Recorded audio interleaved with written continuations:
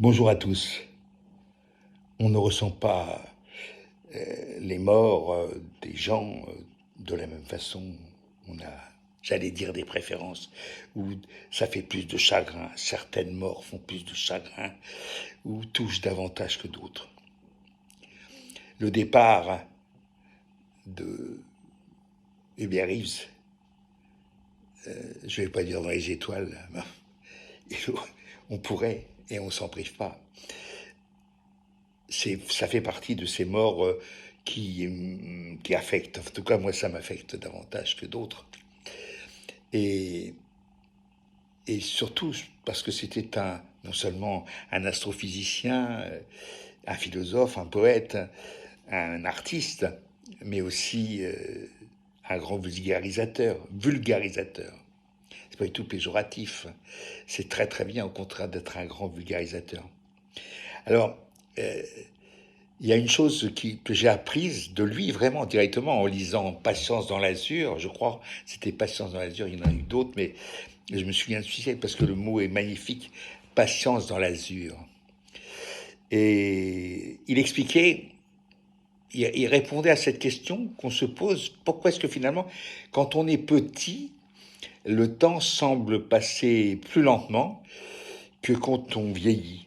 Et effectivement, plus on vieillit, plus on a l'impression que le temps s'accélère. C'est purement psychologique. Mais en même temps, il avait une explication mathématique.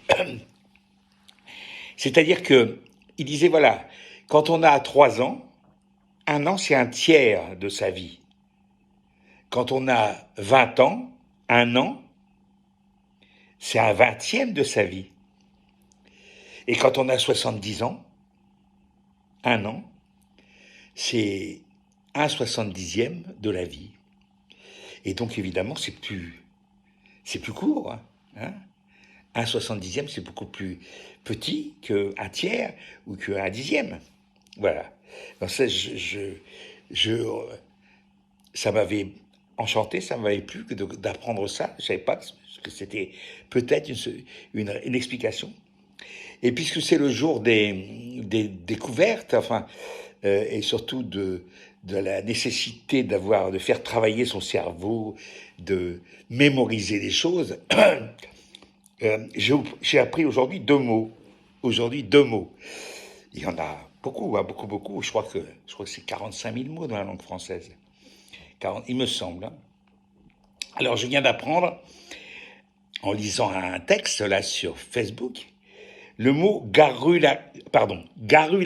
Garularité, avec 2 R. Garularité. C'est un nom qui signifie un bavardage excessif, permanent, une sorte d'addiction au bavardage. La garularité. Garularité. Il il faudrait mettre une jota. Garularité. Voilà. Et puis, j'ai appris aussi le mot tipule. Tipule. Alors, je crois qu'on dit un tipule ou une tipule, il faudrait que je vérifie. Tipule, c'est un cousin. C'est-à-dire ce gros moustique inoffensif que en picard on appelle bibache, ce qui permet de dire de quelqu'un qui a des jambes minces, très maigres, de dire stilo ou cello allo des cuisses et de bibache. Voilà. Des cuisses de cousin ou de tipule. Mais je trouve que des cuisses et de bibache, c'est assez parlant aussi quand on connaît le picard. Ça me rappelle d'ailleurs une expression catalane de la Catalogne Nord, c'est-à-dire du côté de Perpignan, où on disait en parlant de quelqu'un qui avait les jambes maigres, cames gingli. Cames glingli, c'est-à-dire les jambes glingling, qui faisaient glingling, qui s'entrechoquent. Voilà. Après, après ce retour vers l'essentiel, c'est-à-dire le langage, qui est hélas très très maltraité de nos jours, il faut l'entretenir tout le temps, il faut l'enrichir tout le temps. Parfois, je me dis, mais voilà, le jour où tu vas claquer, tout ça, là, ça va s'évaporer. Totalement. Moi, c'est mon point de vue, hein. Peut-être c'est pas pas tout à fait celui d'Hubert Reeves, qui était plus spiritualiste que moi, je le suis pas du tout.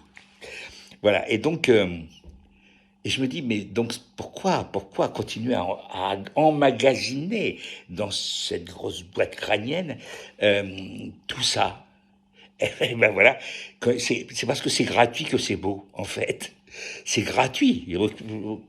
Si ça me permet de, je vais pas dire de briller en société, ce serait très, ça serait vraiment pas très modeste. Mais bon, de temps en temps, ça fait du bien quand quelqu'un cherche un truc. Et puis c'est très bien au Trivial Poursuite. Mais j'ai arrêté depuis longtemps de jouer au Trivial Poursuite. Voilà. Hasta la Victoria.